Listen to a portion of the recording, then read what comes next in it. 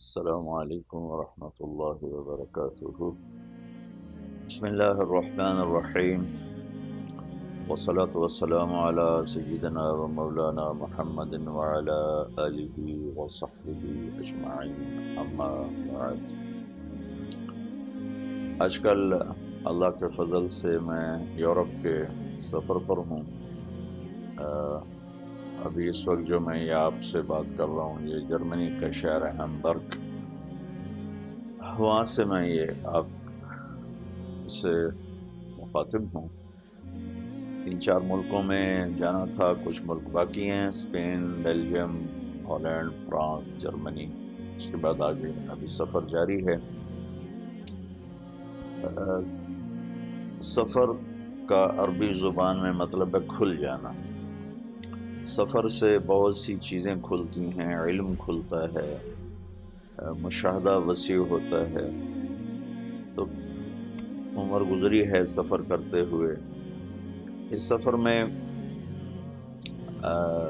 یہاں کے افسران سے ملنے کا موقع ملا، اسپین میں، بارسلونا میں۔ انہی کی دعوت پر میں اس دفعہ اسپین گیا تھا۔ تو ان کے پولیس آفیسرز آئے ہوئے تھے، مذہبی امور کے ان کے ذمہ دار افسران آئے ہوئے تھے، پھر ان کے مذہبی امور کے وزیر سے ملاقات ہوئی۔ بارسلونا کا آئی جی پولیس آیا ہوا تھا۔ تو یہ دیکھ کر بڑی حیرت ہوئی کہ آئی جی پولیس اپنی گاڑی خود چلا کے آیا، کوئی اس کا ڈرائیور نہیں تھا، کوئی گارڈز نہیں تھے، کوئی پروٹوکول نہیں تھا۔ پھر بارسلونا کتلونیا صوبے کا کیپٹل ہے، تو کتلونیا صوبے کا وزیر تھا مذہبی امور کا۔ کوئی پروٹوکول نہیں، کوئی ہٹو بچو نہیں، وہ خود ہمیں لے کے پھرا اپنے اسمبلی ہال پہ، اس نے وزٹ کروایا، بڑی عزت احترام دی، اور یوں لگ رہا تھا کہ یہ ایک عام آدمی ہے، اس کا وزارت سے کوئی تعلق ہی کوئی نہیں۔ پھر ہم نے کھانا کیا تھا ان افسران کا، تو وہ سارے افسران ایسے لگ رہے تھے جیسے محلے سے اٹھ کر آئے ہوں، کوئی کسی میں اپنی افسری، اپنی طاقت کا کوئی نشہ ہی نہیں تھا۔ تو پھر وہ اپنے ملک سے موازنہ خود بخود ہو جاتا ہے، تو بہت دکھ، درد، افسوس ہوا کہ غلط روایات اور تکلفات نے ہماری زندگی کو کتنا بدنما کر دیا ہے، بدصورت کر دیا ہے۔ ہر معاشرے میں اچھائیاں بھی ہوتی ہیں، برائیاں بھی ہوتی ہیں۔ اس معاشرے کی سب سے بڑی خامی یہ ہے کہ یہ اللہ کو نہیں جانتے، یہ سچے دین کو نہیں جانتے، جنت کو، جہنم کو نہیں جانتے۔ لیکن اس معاشرے میں جھوٹ کوئی نہیں، یہ لوگ سچ بولتے ہیں، دھوکہ نہیں دیتے، زیادتی نہیں کرتے، ظلم نہیں کرتے۔ یہ بات نہیں کہ ان میں جھوٹ نہیں ہے، ظلم نہیں ہے، زیادتی نہیں ہے، سب کچھ ہے۔ لیکن جتنے ہمارے ملک میں سچ بولنے والے ہیں، اتنے یہاں جھوٹ بولنے والے ہیں۔ جتنے ہمارے ملک میں دیانتدار ہیں، اتنے یہاں بددیانت ہیں۔ جتنے ہمارے ملک میں انصاف کرنے والے ہیں، اتنے یہاں ظلم کرنے والے ہیں۔ جتنے ہمارے ملک میں کسی کا حق دینے والے ہیں، حق نہیں مارتے، اتنے یہاں کسی کا حق مارنے والے ہیں۔ ان لوگوں نے ادارے بنائے ہیں، نظام بنایا ہے، افراد کے آنے جانے سے ان اداروں پر کوئی فرق نہیں پڑتا۔ ہمارے سارے، ایک تو نظام ہی بہت کھوکھلا ہے، دوسرا شخصیات ہیں، شخصیات کے گرد وہ سارا نظام چلتا ہے۔ وہ چلا جاتا ہے تو ادارہ بھی زیرو ہو جاتا ہے، نظام بھی زیرو ہو جاتا ہے۔ ان لوگوں نے اداروں پر جان ماری ہے۔ اور دوسرا، یہاں صلاحیتوں کی قدر دانی ہے، صلاحیتوں کی قدر کرتے ہیں، اس کو اپریشیٹ کرتے ہیں، اس کی حوصلہ افزائی کرتے ہیں۔ ہمارے ہاں اللہ نے کسی میں کوئی خوبی رکھی ہو تو اس کو اتنا رگڑا دیتے ہیں کہ اس کے اگلے پچھلے طبق روشن کر دیتے ہیں۔ اس میں یہ صلاحیت ہے تو ہے کیوں؟ تو ان میں ان لوگوں میں صلاحیتوں کی قدر ہے، انہوں نے پوری دنیا سے اچھے دماغوں کو اٹھایا ہے اور یہاں ان کو استعمال کر رہے ہیں۔ ہمارے اتنے اچھے دماغ ہیں، صلاحیتوں والے ہیں، وہ بچے یہاں کام کر رہے ہیں کہ جب اپنے ملک میں اتنی ذلت دیکھی، اتنی ناقدری دیکھی کہ چھوڑ کے آنا پڑا۔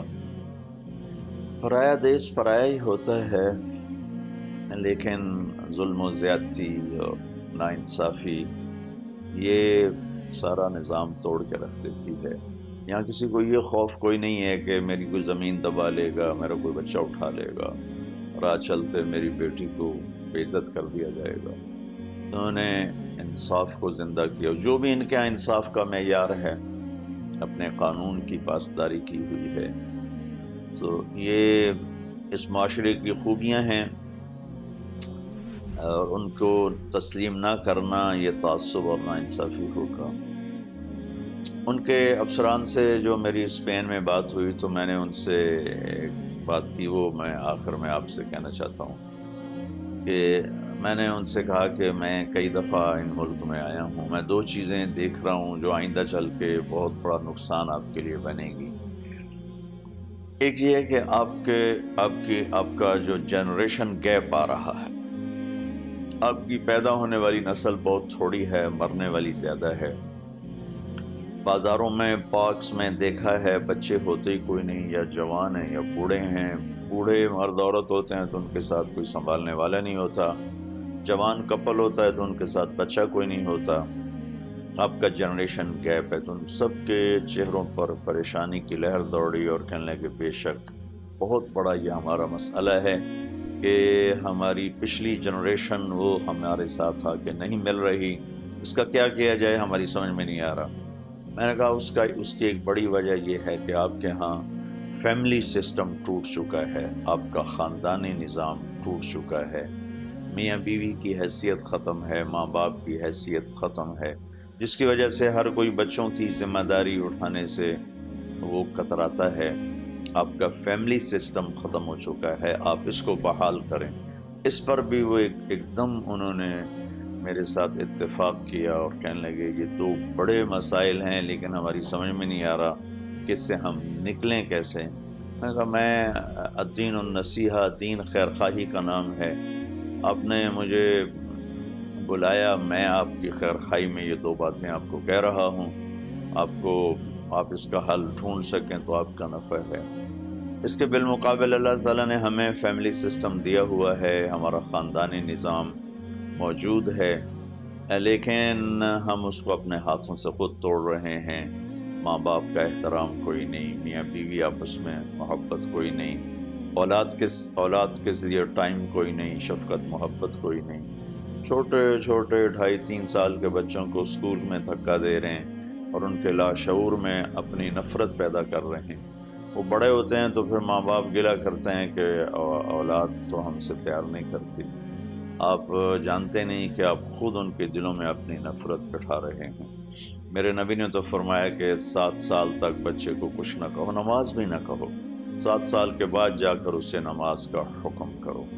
تو ہمیں اللہ نے خاندانی نظام دیا ہے لیکن ہم اس کی ناقدری کر رہے ہیں۔ ساس سسر کے مسائل ہیں، بہو کے بیٹیوں کے مسائل ہیں، میاں بیوی کے مسائل ہیں، بھائیوں کے مسائل ہیں، رشتہ داروں کے مسائل، چھوٹی چھوٹی باتوں پہ ہم لڑ کے اس نظام کو توڑ رہے ہیں۔ یہاں میں نے آ کے دیکھا کہ اس ساری توڑ پھوڑ کے باوجود اللہ کا ہم پر بہت کرم ہے کہ ہمارا خاندانی نظام موجود ہے۔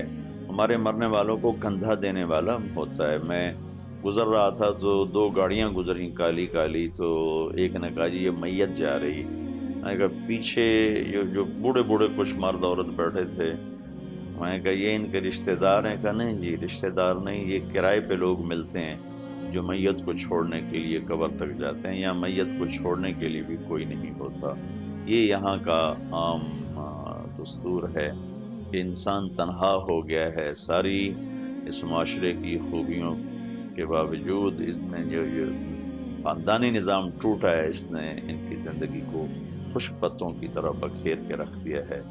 میں اپنے سارے سننے والوں سے کہوں گا اپنے نظام کو بچائیں، اس کے بچانے کا ایک ہی راستہ ہے، وہ محبت ہے اور برداشت ہے، کہ یہ قربانی دینی پڑے گی، برداشت کرنا پڑے گا۔ برداشت کریں گے تو یہ نظام قائم رہے گا۔ اگر ہر یوں کہے کہ میری چلے تو بس پھر ختم ہے۔ اللہ تعالیٰ مجھے آپ کو عمل کی توفیق بخشے۔ اللہ میرا باقی سفر بھی آسان فرمائے۔ السلام علیکم۔